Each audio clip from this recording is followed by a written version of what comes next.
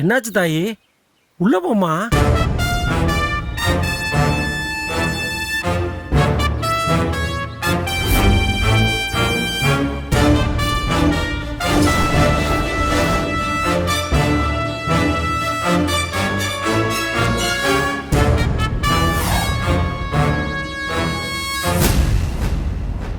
என்ன தாயி?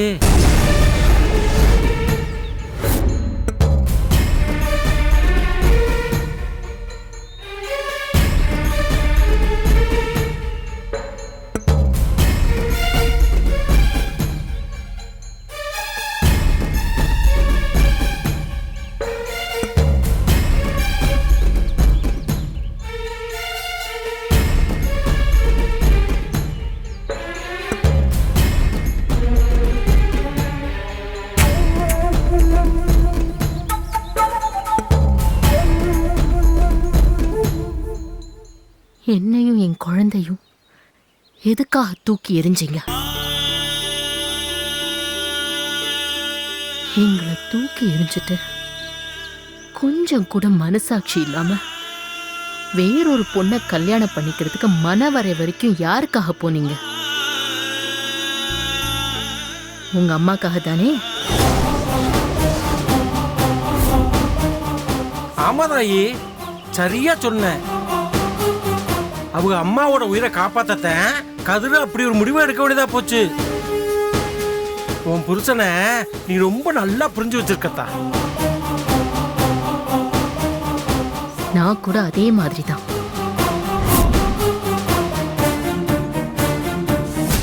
எனக்கு என் அப்பாவோட வாழ்க்கை தான் முக்கியம். என் வாழ்க்கை இப்படி ஆயிடுச்சேன்னு யோசிச்சுதான் எங்க அப்பாவுக்கு 2வது அட்டாக்கே வந்திருக்கு. நான் இதே மாதிரி அங்க இருந்தேனா அவருக்கு 3வது அட்டாக்கும் வந்துடும். நான் அந்த வீட்டுல இருக்கிற ஒவ்வொரு நிமிஷமும் அவர் என்னை பத்தி யோசிச்சு வேதனைப்பட்டுக்கிட்டே தான் இருப்பாரு. அதுக்காக தான் எப்படி உங்களுக்கும் உங்க அம்மாவோட உயிர் முக்கியமோ, எதுக்காக நீங்க நாடகம் போட்டீங்களோ அதே மாதிரி எனக்கு எங்க அப்பாவோட உயிர் முக்கியம். நானும் நாடகம் போட போறேன். என்னத்தா என்னென்னமோ பேசுற? எல்லாத்தையும் மறந்துடுத்தா. இம்புட்டு தூரம் வீடு வர வந்துட்டு இப்படிலாம் பேசலாமா? அது எப்படி மறக்க முடியும்? இதே வீட்டு வாசல்ல நின்னு நான் அழுத அழியும் என் பிள்ளைக்காக நான் கதறினதும் என்னால எப்படி மறக்க முடியும்? இன்னும் எத்தனை ஜென்மம் எடுத்தாலும் சரி, இந்த வீட்டு வாசல்ல நின்னு நான் சிந்தின ஒவ்வொரு கண்ணீர் துளியும் இங்க காயவே காயாது, அப்படியேதான் இருக்கும். ஏன்னா நான் அவ்வளவு அழுதுருக்கேன்.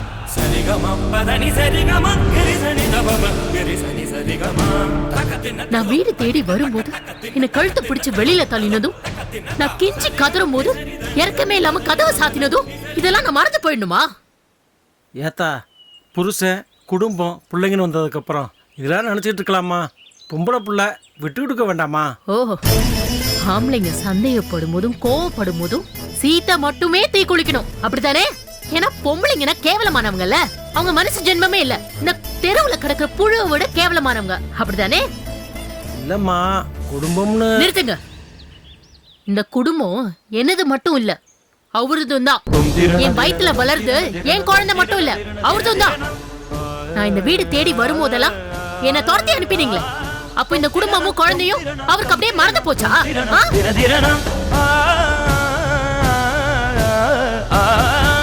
நான் அழுத அழைக்கி எந்த மதிப்பும் கொடுக்காம இத்தனை நாள் வாழ்ந்த வாழ்க்கைக்கு எந்த அர்த்தமும் இல்லாம, எதுவுமே தெரியாம என் வயித்துல வர்ற சிசுவை கூட யோசிக்காம அவர் என்ன வேணா பண்ணலாம், நான் அதெல்லாம் அப்படியே ஏத்துக்கணும், அப்படித்தானே? அது எப்படி? நீங்க வீட்டை விட்டு வெளியில துரத்தின உடனே புள்ள தாச்சியா இருந்தா கூட பரவாயில்ல, நான் உடனே வீட்டை விட்டு வெளியில போயிடணும். நீங்க மனசு மாதிரி திரும்ப கூப்பிடும் போது நான் உடனே திரும்ப வந்துடணும். நான் என்ன நீங்க வீட்டுல வளர்க்குற பிராணி நினைச்சீங்களா, இல்ல புருஷன் சொகத்துக்கு அலையிற கேவலமான ஒரு பொம்பளை நினைச்சீங்களா?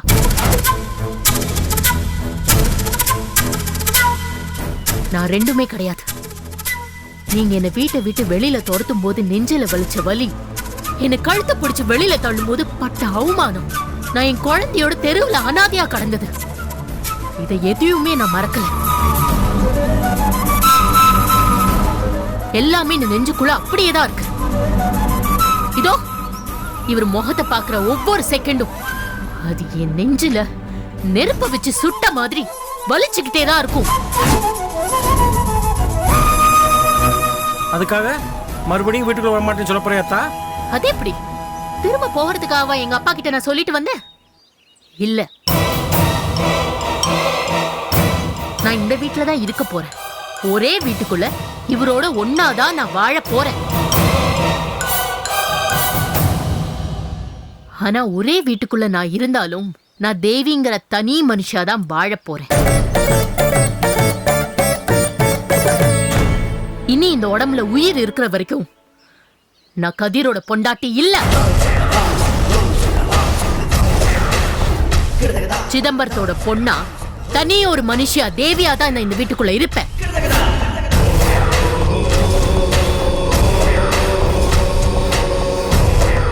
ஏம்மா, ஒரே வீட்டுல இருக்கிற புருஷன் முன்னாடிக்குள்ள இப்படிலாம் இருக்கிறது நியாயமா? நியாய தர்மத்தை பத்தி அவர் மனசாட்சிய கிட்ட கேட்க சொல்லுங்க. நான் முடிவெடுத்தா எடுத்ததுதான். இனிமே ஒரு நாள் கூட கதிரோட பொண்டாட்டியா இந்த வீட்டுக்குள்ள நான் வாழ மாட்டேன். இதை யாராலையும் மாத்த முடியாது. இனிமே அந்த பழைய நினைப்போட என் பக்கத்துல வந்தீங்க, அப்புறம் அசிங்கப்பட்டு போயிடுவீங்க.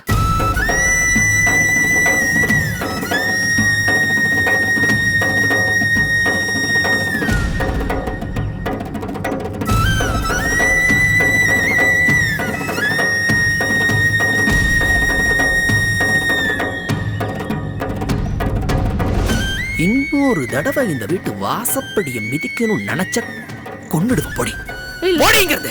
கதிர், ப்ளீஸ் கதிர். இன்னும் என்ன மாமா இவகிட்ட பேச்சு? வாங்க உள்ள போடி. சொன்ன கேளுங்க கதிர். கதிர், கதிர் என்னை விட்டு போவாதீங்க கதிர். கதிர், கதிர் கதவு திறங்க கதிர். கதிர் ப்ளீஸ் கதவு திறங்க.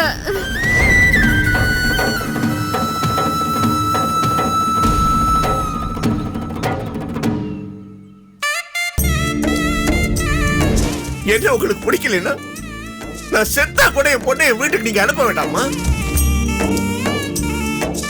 ஆனா தயவு செய்து அவளை ஏத்துக்குங்கம்மா. நான் ஏதாவது தெரியாம பண்ணிருந்தா கூட என்ன மன்னிச்சிருக்கமா.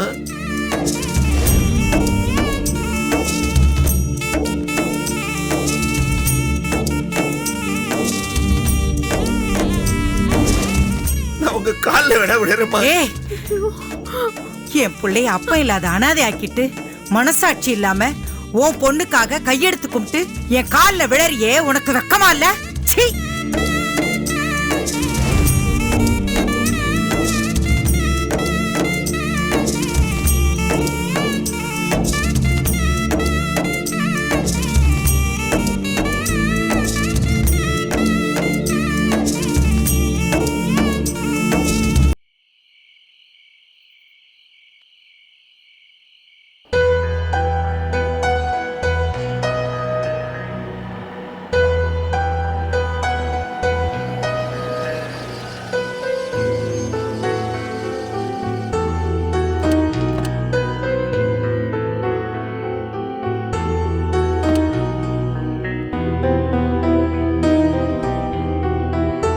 வாட் மேடம், என்னவோ கம்பெனி ஓம் பேர் எழுதிட்டாங்க பயங்கரமாக புலம்பிட்டே இருந்தியே.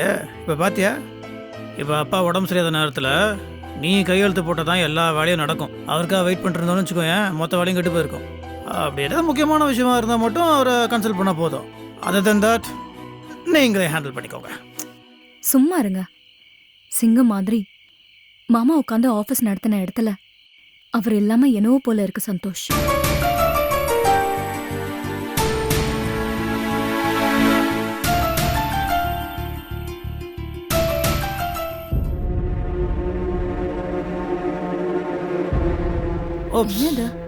என்னாச்சு? வீடே இருட்டா இருக்கு. அத்தை இப்படி லைட் கூட போடாம இருக்க மாட்டாங்களே.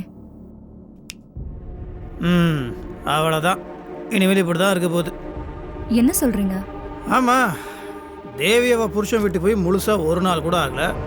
அதுக்குள்ளே சித்தினால் அவங்களோட பாசத்தை கண்ட்ரோல் பண்ண முடியல போல் இருக்கு. தேவியை பார்க்க முடியாமல் நேராக தேவி வீட்டுக்கு போயிருப்பாங்க. இந்நேரம் தேவியை கொஞ்சிட்டு இருப்பாங்க. That is why the whole wheat is கும் இருட்டு. அம்மானா அப்படிதான் இருப்பாங்க. பின்ன இந்த அப்பாக்கள் மாதிரி எல்லாத்தையும் தாங்கிட்டு இருக்க முடியுமா? பாவம், அதுலயும் அத்தைக்கு தேவினா உயிர். எப்பவும் அவ நினைப்புதான். அவளை விட்டுட்டு அத்தையால இருக்க முடியாது.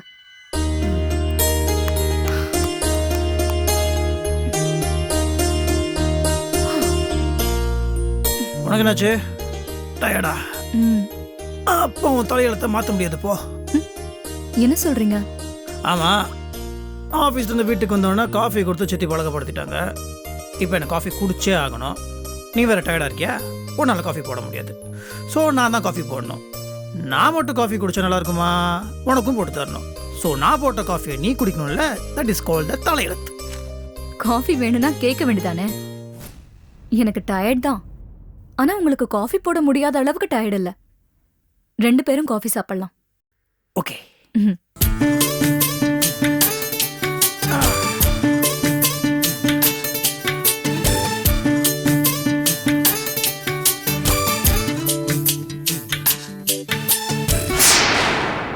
ஃபேனை கூட போடாம வேர்க்குது. என்ன எங்க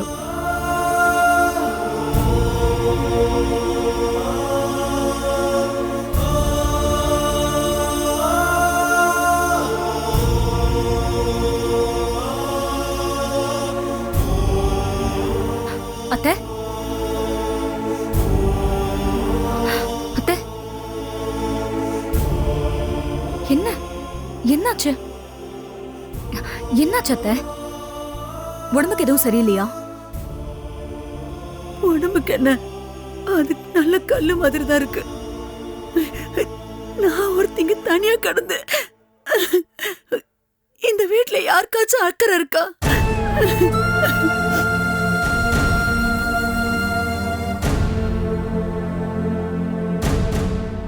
என்னத்த விஷயம்? பாரு, உனக்கு கூட அக்கறையா இல்ல. ஒன்னும் புரியல அத்தை. என் பொண்ணு தேவி அங்க எப்படி இருப்பான்னு யாராச்சும் யோசிச்சீங்களா?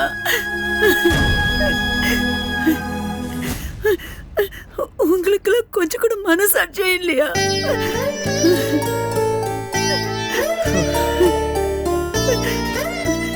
சீராட்டி பாராட்டி வளர்த்த பொண்ணு கெஞ்சி கெஞ்சி ஊட்டி விட்டாலும் அவ ஒழுங்கா சாப்பாடே சாப்பிட மாட்டா. நீங்க எல்லாருமா சேர்ந்து அவ கிளம்புறனதும் சரி போயிட்டு வான்னு கொஞ்சம் கூட மனசாட்சி எல்லாம் அனுப்பி வச்சிட்டீங்க இல்ல? என்ன வளர்றீங்க? அவ புருஷன் கூட தானே இருக்கணும். அதனாலதான் அவர் கூட அனுப்பிச்சு வச்சேன். என்ன இருக்கு? நீ பேசாதடா. உன் கூட பிறந்தவன் மேல கொஞ்சம் கூட அக்கறை இல்லாதவன் நீ. ஒரு நாள் ஆச்சும் அவ சாப்பிட்டாளா தூங்குனாளான்னு கேட்டிருப்பியா நீ? குழந்தை இல்ல அவ. அப்படி தூக்கி சாப்பாடு ஊட்டி விடணும். சும்மா இருக்கீங்களா நீங்க வேற? ஆமாண்டா, அவ எனக்கு பச்சை குழந்தைதான்.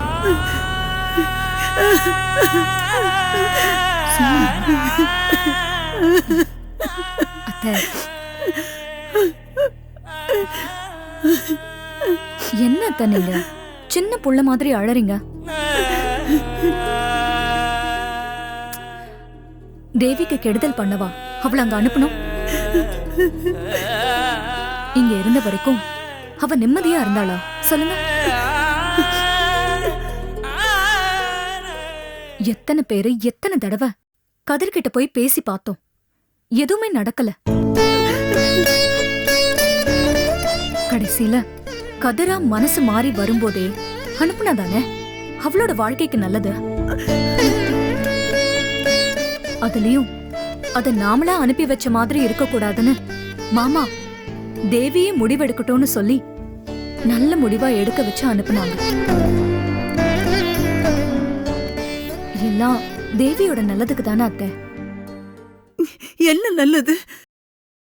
தலை பிரசவம் பார்க்க போற பொண்ண புகுந்த வீட்டுல வச்ச பிரசவம் பார்ப்பாங்க.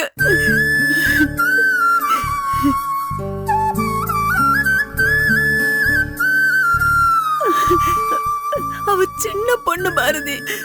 பிரசவம் வரைக்கும் தனி ஆளா இருந்து அவ எப்படி சமாளிக்க போறா? இந்த வீட்டுக்கு ஒன்னே ஒண்ணு கண்ணே கண்ணுன்னு பிறந்த மகாலட்சுமி அவ. அவளோட பிரசவத்தை நான் எப்படி எல்லாம் பார்த்து பார்த்து பண்ணணும்னு நினைச்சிட்டு இருந்தேன் தெரியுமா?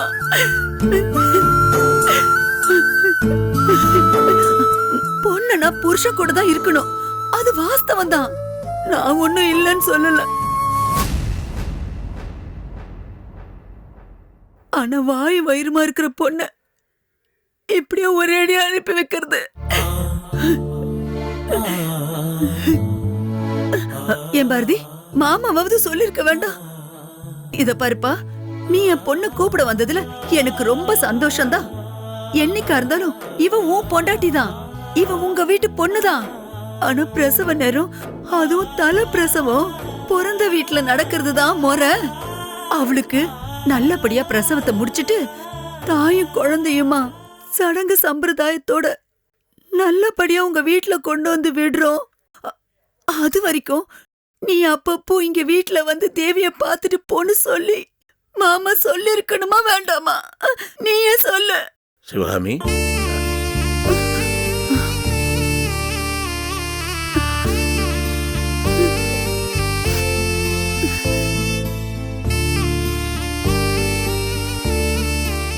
நீ ஒரு பொண்ணுமா, வாய் விட்டு அழுதுற.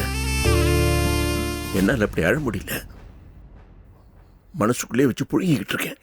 என்னவோ மாமா, என் மனசே கேட்கல, அதான் புலம்பிக்கிட்டு இருக்கேன். கேட்டுக்கிட்டு தான் இருந்தேன்.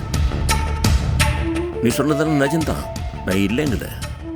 ஆனா தேவி என்னம்மா, நீ தனியாவே அனுப்பிச்ச? புருஷனோட தானே அனுப்பிச்சிருக்கிற?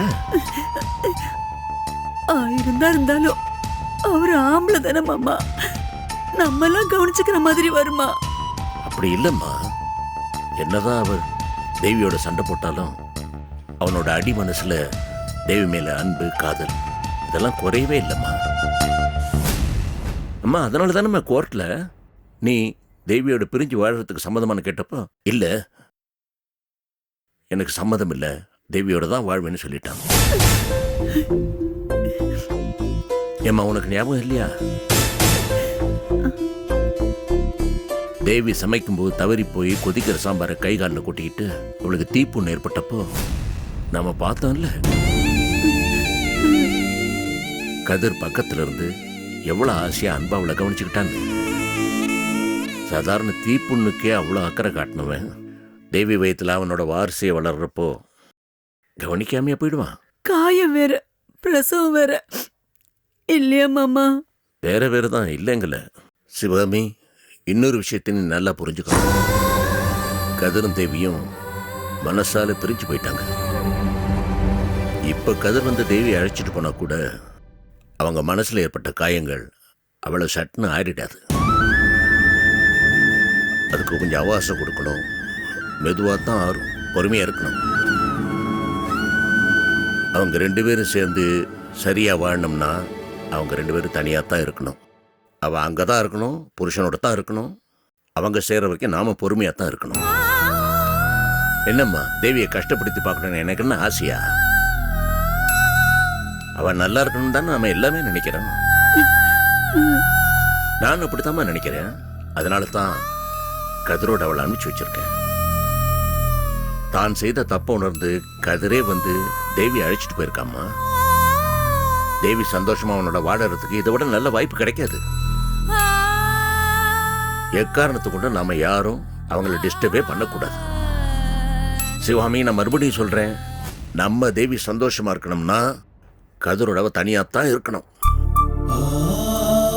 குறிப்பா உனக்கு சொல்றேன் சிவகாமி, உனக்கு தேவியை பார்க்கணும் போல இருந்தா தாராளமா போ. ஆனா போனேன் வந்தேன்னு உடனே வந்துடணும், புரியுதா? இல்லைன்னா அவளோட லைஃப் டிஸ்டர்ப் ஆயிடும். கொஞ்சம் யோசிச்சு பாரு. தேவி நம்ம வீட்டில் வந்து சொகுசா சந்தோஷமா வாழறதை விட புருஷனோட அந்யோன்யமா வாழறது தான் முக்கியம் இல்லையா? அதை மனசுல வச்சுக்கோ, மறந்துடாதே.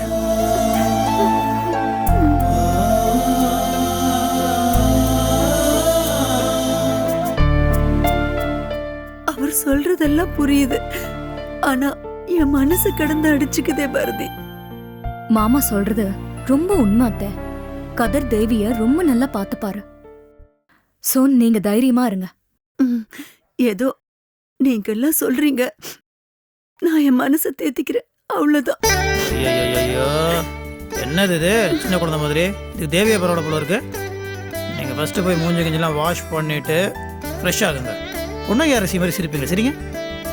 அவ்வளோதானே? சரி பரவாயில்ல, நீ எனக்கு காஃபி.